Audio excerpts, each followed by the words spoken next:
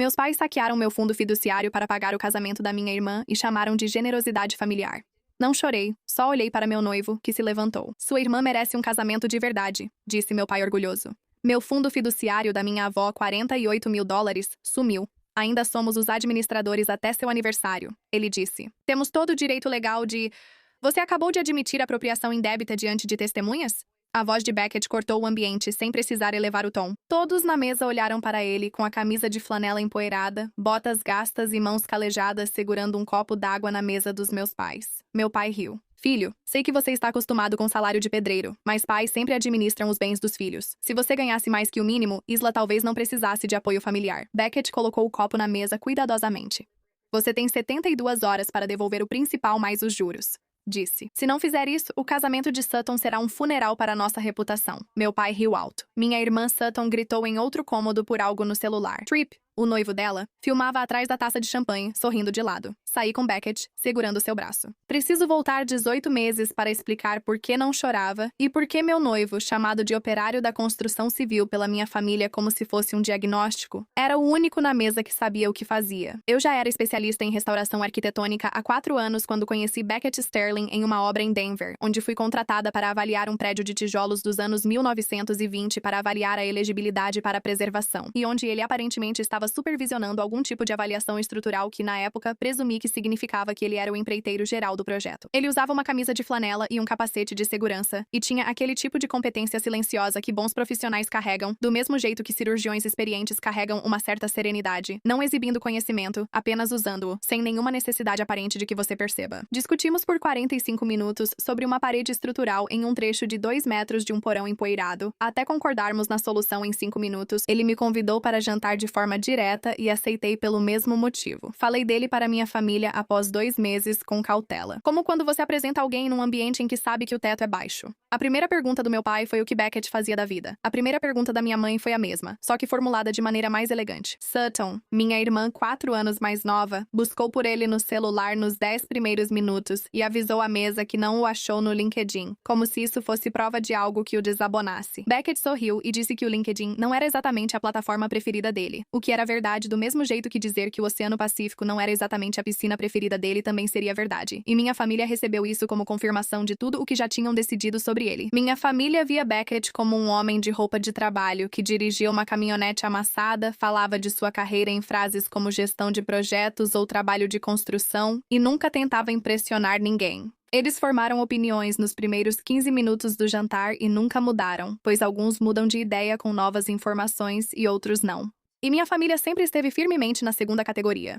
Era, como eu vinha a entender, uma característica de um certo tipo de privilégio. A crença de que sua primeira impressão era mais precisa que evidências posteriores. Até o 3º mês, notei o conhecimento de Beckett sobre leis de hospitalidade e a ligação que atendeu numa quinta-feira, falando de forma incomum para um empreiteiro com um subempreiteiro. O jeito como ele analisava um ambiente, do mesmo modo que certas pessoas fazem quando passaram anos em lugares que exigiam isso. Perguntei diretamente para ele, numa noite, enquanto comíamos comida para viagem na minha cozinha, como faço com clientes sobre problemas que já vi. Não era para fingir descoberta, mas porque preferia construir sobre o que realmente entendia. Ele contou tudo, sem se defender ou fazer cena, apenas de forma clara. Beckett James Sterling, CEO do Sterling Hospitality Group, uma empresa privada que administra um portfólio de 137 resorts e hotéis de luxo na América do Norte, além de 7 em desenvolvimento ativo e um pipeline de aquisições. Ele descreveu com sua habitual modéstia como um pouco agressivo. Ele fundou a empresa com um imóvel comprado aos 24 anos com capital herdado e a expandiu por 9 anos de trabalho metódico e paciente. Para quem via de fora parecia sorte, mas quem conhecia os anos de decisões específicas sabia que não era bem assim. Seu patrimônio líquido era um número que não vou repetir, exceto para dizer que a caminhonete de 10 anos com a porta do passageiro amassada era uma escolha, não uma limitação. Ele era reservado quanto a isso por motivos que explicava sem pedir desculpas. Ele percebeu cedo que as pessoas tratavam seu dinheiro de forma diferente dele. Ele encontrou pessoas que discutiam com ele sobre paredes por 45 minutos num porão empoeirado, achando que ele estava errado e dizendo isso. Consideravelmente mais interessantes e mais confiáveis do que o outro tipo. Ele contou ao seu advogado. Ele contou à sua mãe. Ele não tinha contado para a minha família porque a minha família não tinha feito a ele uma única pergunta sobre si mesmo que não fosse, na verdade, uma pergunta sobre a renda dele. E essas duas coisas não eram a mesma coisa. certeza. Escolhi não corrigi-los, pois não era minha função e queria entender quem minha família era quando achavam que podiam ignorar alguém sem consequências. 18 meses depois, eu os compreendia completamente, algo que não queria. O primeiro ciclo começou 14 meses antes do jantar, quando minha avó faleceu e deixou o fundo fiduciário. Eleanor Whitmore, mãe da minha mãe, era uma mulher que fez fortuna no setor imobiliário comercial, gastou com bom gosto e manteve suas opiniões sobre as escolhas financeiras da própria filha, em grande parte para si mesma, por uma combinação de amor e longa prática em se adaptar. Ela deixou $48 mil em um fundo fiduciário com meus pais como co-curadores até meu 27º aniversário, que seria em 11 meses após sua morte. Ela esperava que mantivessem os fundos intactos por menos de um ano antes que eu pudesse administrá-los sozinha. Era uma suposição razoável de boa fé. Minha avó, mesmo sendo ótima com números, tinha um ponto cego sobre a filha. O primeiro sinal apareceu na Páscoa, 3 meses após a morte de Eleanor. Minha mãe mencionou usar fundos familiares flexíveis para complementar o depósito da Sutton, que seriam resolvidos depois. Achei que ela se referia às próprias economias deles. Me agarrei a essa interpretação por mais 6 semanas porque a alternativa exigia que eu acreditasse em algo que eu ainda não estava pronta para acreditar sobre as pessoas que me criaram. O segundo sinal foi um e-mail. Minha mãe me copiou sem querer em uma mensagem ao banco custodiante do fundo sobre transferências autorizadas a terceiros, citando um memorando de consentimento verbal que não lembro de ter sido pedida para assinar. Li aquilo 2 vezes. Eu disse a mim mesma que devia ter concordado com algo de que tinha me esquecido, o que na verdade eu não acreditava, mas ainda assim consegui fingir para mim mesma por mais 8 dias. O terceiro sinal foi a mudança da Sutton de um local alugado por $12 mil para o salão principal do Alta Aspen Resort, que pelo meu trabalho eu sabia custar a partir de $40 mil por fim de semana. Sutton não tinha $40 mil.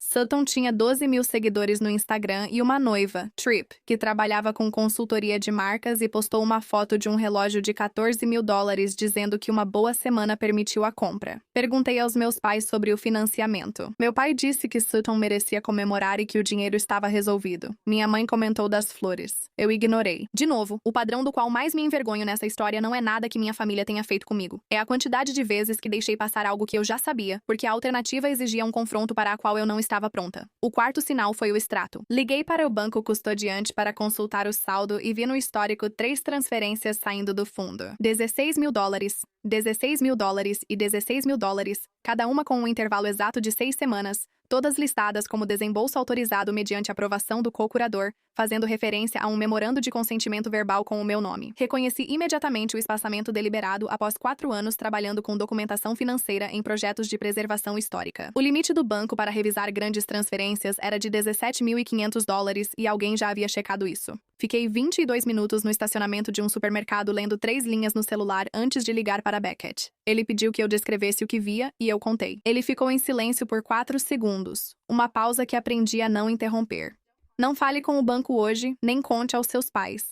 Estarei no seu apartamento às 7. Fiquei mais 6 minutos no estacionamento antes de ligar o carro. Minha advogada, Diane Ferris, atuava há 19 anos em litígios de confiança e patrimônio em um escritório em Denver que parecia um típico escritório de advocacia. Pouca decoração e muitos arquivos era o tipo de lugar onde ninguém fingia sobre o trabalho. Ela passou 45 minutos analisando tudo o que eu levei antes de falar algo relevante. O que eu confiava na Diane era que o silêncio era análise, não desconforto. Ela saiu desse estado como Marcos sairia de sua análise, com conclusões, não perguntas. Isso, disse ela, é uma violação do dever fiduciário. Pode ser fraude, dependendo dos documentos usados nas transferências. Há um memorando de consentimento. Meus pais informaram ao banco que dei consentimento verbal. Meu nome consta na autorização. A expressão de Diane não mudou, mas algo em seu olhar sim.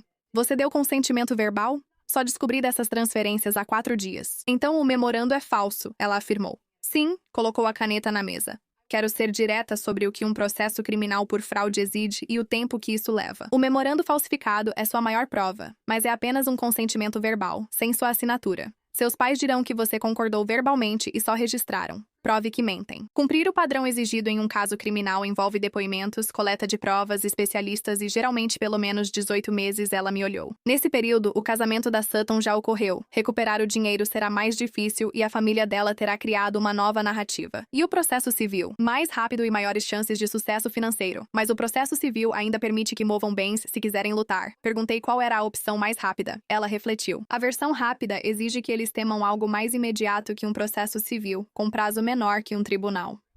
Lembrei das 72 horas do Beckett à mesa e da paciência que ele descreveu. 9 anos esperando pelo momento certo com a propriedade certa. Agradeci a Diane e fui até o escritório dele. Marcus Webb era investigador financeiro forense há 23 anos e especialista em fraudes que se disfarçavam de administração. Transferências dentro dos limites e autorizações com documentos aparentemente legítimos para encobrir atos ilegítimos. Ele analisou meu caso por 3 dias antes de apresentar conclusões objetivas, como Beckett fazia em assuntos importantes. Pausa rápida. Se quiser mais histórias como essa, acesse meu Spotify na descrição. 4 coisas, ele disse. Os valores das transferências foram ajustados ao limite de revisão do banco, indicando que alguém passou essa informação aos pais, provavelmente um consultor financeiro, ampliando a responsabilidade. Segundo, o memorando de consentimento verbal tem um registro de criação de arquivo 4 dias após a conclusão da primeira transferência. O texto foi feito para encobrir uma decisão já tomada, não autorizar algo ainda não feito. Além disso, Tripp Johnson recebeu $4.200 da segunda liberação por transferência bancária. Ele é beneficiário indireto de uma transferência fraudulenta, o que o expõe independentemente de sua intenção. Quarto, a estrutura das 3 transferências, o momento delas e a criação retroativa do memorando demonstram planejamento. Isso não foi oportunismo. Isso foi um esquema com um cronograma. Ele fechou sua pasta. Isso importa para a pena que eles podem pegar se chegar a esse ponto. Olhei para Beckett. Não vai chegar a isso, disse ele. Eles vão devolver o dinheiro. Quão confiante você está? Muito, ele disse, pois tornarei a alternativa inaceitável antes que chamem um advogado. A campanha seguinte foi arquitetada por Beckett, não por mim. Projetada com a mesma lógica paciente que ele aplicava a todos os projetos. Deixe a estrutura suportar a carga para a qual foi feita e não acrescente peso até entender o que está construindo. Em frente. Ele me instruiu a não dizer nada aos meus pais sobre o que eu havia descoberto para continuar participando dos jantares em família. Para aceitar o convite da minha mãe para a gala com a cordialidade de uma mulher que havia concordado em assinar um termo de isenção de responsabilidade e agora estava preparada para demonstrar união familiar diante de 200 testemunhas. Durante aquelas 3 semanas, enquanto eu sentava à mesa dos meus pais vendo meu pai falar sobre o casamento de Sutton com a satisfação de um homem que havia resolvido um problema, Beckett passava seu expediente negociando a aquisição da empresa-mãe da Alta Aspen Resorts. O Sterling Hospitality Group concluiu a compra em uma quinta-feira. Meus pais não foram notificados porque o vendedor não precisava avisar os inquilinos sobre a mudança de propriedade até o fechamento, e a equipe de aquisição de Beckett agiu com a mesma discrição em toda a situação. O baile de gala foi no sábado. Ele me contou na caminhonete, a caminho, o Patek Philippe dele brilhando ao ajustar o punho, sem a camisa de flanela, com sapatos de couro italianos que eu nunca tinha visto antes no chão, sob o pedal do caminhão amassado por 10 anos de uso. Era uma combinação tão específica de coisas que por um momento eu me senti um pouco desequilibrada em um dia que ainda não tinha me dado motivo para isso. Há quanto tempo você tem esse relógio? Perguntei, mas não era o que queria, só o que consegui dizer. 7 anos, ele respondeu. Eu o uso cerca de 4 vezes por ano. Quando a situação pede, eu disse. Quando necessário, ele confirmou. Eu quase não fui, sendo honesta. Minha advogada, Diane, disse. Você já tem tudo documentado, não precisa estar na sala. Ela estava certa juridicamente. Passei 6 meses vendo minha família achar que podia me controlar, manipular e tentar me convencer a assinar um termo que os isentasse de responsabilidade. Precisava que eles entendessem que o termo que eu tinha concordado em assinar não era o que imaginavam. Também queria ver Beckett na sala onde meu pai o chamou de pedreiro por 6 meses. Na caminhonete, a caminho do baile, vi um brilho no pulso dele ao ajeitar o punho de uma camisa branca nova. Reconheci o corte italiano, assim como os sapatos de couro. A camisa de flanela sumiu.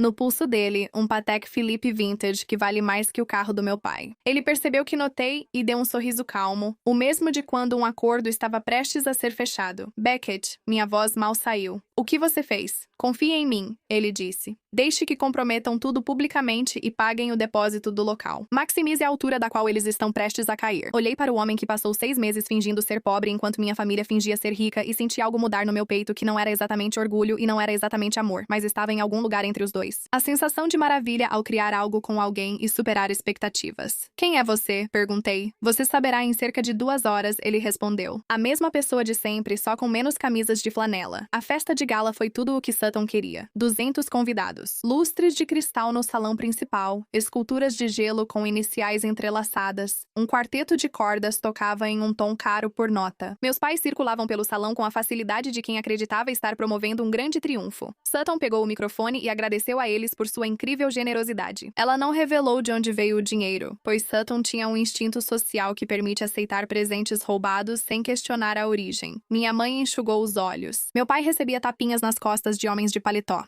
Depois, Sutton me chamou ao palco. Fui a surpresa da noite. A irmã afastada, recém-reconciliada, presente para abençoar o casamento diante de 200 convidados. Tudo foi organizado pela minha mãe. Ela chamou isso de a imagem que precisávamos. Cruzei o chão polido. Meu pai surgiu à direita segurando um documento dobrado e uma caneta dourada. Assinei o termo de responsabilidade, apresentado como gesto de união familiar.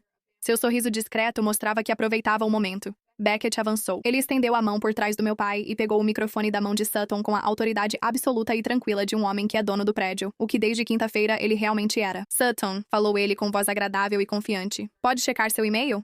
Ela franziu a testa, pegou o celular e rolou a tela. A cor sumiu do rosto dela imediatamente. A cor some do rosto quando você lê um aviso de cancelamento de um lugar no qual pagou um depósito não reembolsável, informando que, sob nova administração, sua reserva foi encerrada pela política atualizada de conduta dos hóspedes do resort. Por que minha reserva foi cancelada? A voz dela foi baixa e trêmula, depois virou algo que não era um grito. Por que meu casamento foi cancelado? O sorriso de Beckett permaneceu. Porque eu mandei cancelar. Sou a CEO do grupo Sterling. Na última quinta, adquirimos o Resort Alta Aspen. O salão de festas ficou em silêncio, com 200 pessoas prendendo a respiração e o quarteto de cordas abaixando os arcos. Uma tela atrás da cabine do DJ se acendeu. A chefe de comunicações de Beckett instalou o display durante o coquetel, enquanto meu pai recebia cumprimentos. Nela, ampliados para que todos na sala lessem claramente, registros de transferência do meu fundo fiduciário, memorando de consentimento forjado, com data, hora nos metadados e assinatura da minha mãe. Documentos de aquisição corporativa comprovando a compra da Alta Aspen pelo grupo de hospitalidade Sterling. E no canto inferior, o resumo forense de Marcus Webb, datado e certificado. A intenção de ocultar essas transferências do beneficiário configura fraude criminosa segundo nosso regulamento anticorrupção, disse Beckett. Sutton Cook e Tripp Johnson foram colocados na lista negra de todas as 137 propriedades de luxo da Sterling na América do Norte e mais 7 em construção. Tripp, parado na beira da pista de dança, deixou de sorrir ao ver 3 advogados de terno azul marinho entrarem pelas portas principais. A advogada principal, uma mulher chamada Catherine Marsh, com 17 anos de experiência em processos de crimes financeiros e agora atuando na iniciativa privada, deu um passo à frente. Ela informou ao Sr. e Sra. Cook que há uma denúncia de fraude pronta para segunda-feira, mas o Sr. Sterling aceita tratar como questão civil se a restituição começar já. Principal e juros, somando $60 mil transferidos ao custodiante do fundo até o fim do expediente. Meu pai tremia ao pegar o telefone. Minha mãe ficou ao lado dele, sussurrando com a urgência de quem sabe o número é alto demais. Ele gastou todas as economias deles. Não bastou. Ele usou uma linha de crédito imobiliário cuja existência ele nunca esperou que alguém descobrisse e transferiu o restante do valor em 3 transações no próprio telefone, diante de 200 testemunhas. No canto da minha visão, Tripp deslizou para a saída perto da cozinha com a discrição e rapidez de quem decidiu que a situação já não o incluía. Ninguém o impediu ou precisava. Sutton sentou-se pesadamente na cadeira mais próxima, aquela que um garçom acabara de desocupar. Seu vestido branco se amarrotou ao redor dela. O rímel seguiu o mesmo caminho que sua cor havia seguido 20 minutos antes. As esculturas de gelo derretiam em seus pedestais. Beckett veio até mim. Bons ossos, sussurrou. 200 pessoas ergueram seus celulares. A restituição civil foi registrada nos arquivos do banco custodiante na segunda-feira. $60 mil enviados em 3 transações das economias do meu pai e da linha de crédito imobiliário aberta 4 anos antes, contra uma casa que ele dizia já estar quitada. Gianni protocolou a confirmação civil na terça e me enviou toda a documentação na quarta à tarde, junto com um bilhete. Resolução mais limpa que já vi em 19 anos. Muito bem. O consultor financeiro dos meus pais contratou um advogado na semana do evento de gala e, desde então, é investigado separadamente pelo Conselho de Licenciamento após sinalização do escritório da Diane à autoridade competente. O envolvimento dele é uma história diferente, em uma sala diferente, com um cronograma diferente, e eu tomei a decisão deliberada de deixar que isso siga seu próprio ritmo, em vez de gastar a energia que preciso para outras coisas. O escritório de Catherine Marsh enviou a denúncia criminal sobre o memorando falso à Unidade Estadual de Crimes Financeiros. O tema segue em análise, e a história que meus pais contaram sobre a autorização de co-curador está sendo recontada para autoridades aptas a emitir intimações, menos tolerantes a ambiguidades do que fui no jantar de Páscoa. A exposição de Tripp pelos $4.200 virou outro assunto após o relatório de Marcos ser certificado e arquivado. Na semana seguinte ao baile, ele contratou sua própria advogada. Sutton, segundo minha mãe em uma breve ligação 3 meses após o ocorrido, está repensando o cronograma do noivado, o que é uma frase que diz tudo e nada ao mesmo tempo. Não sei ao certo como me sinto sobre a situação da Sutton. Tento entender a diferença entre responsabilidade e satisfação, que não são iguais, mesmo ocorrendo juntas. Meus pais não me ligaram desde o baile de gala. Recebi um e-mail da minha mãe 11 dias depois com 2 parágrafos explicando tudo o que fizeram pela família. Li 2 vezes, mas não respondi. Jaiane aconselhou a não fazer nenhuma comunicação relevante enquanto a denúncia criminal estiver pendente, o que é profissionalmente correto e pessoalmente conveniente em praticamente igual medida. O dinheiro da minha avó está em um novo trust, gerido por um custodiante sem vínculo com a família e um administrador fiduciário que não tem motivo para fazer transferências que eu não solicitei. Ainda não decidi o que fazer com esse dinheiro, mas resolvi tirar um tempo para pensar. Algo que minha avó aprovaria. Ela sempre lia documentos antes de assinar e sabia quem estava na sala antes de falar algo importante. Aprendi isso com ela, mas só consegui aplicar tarde e de forma imperfeita.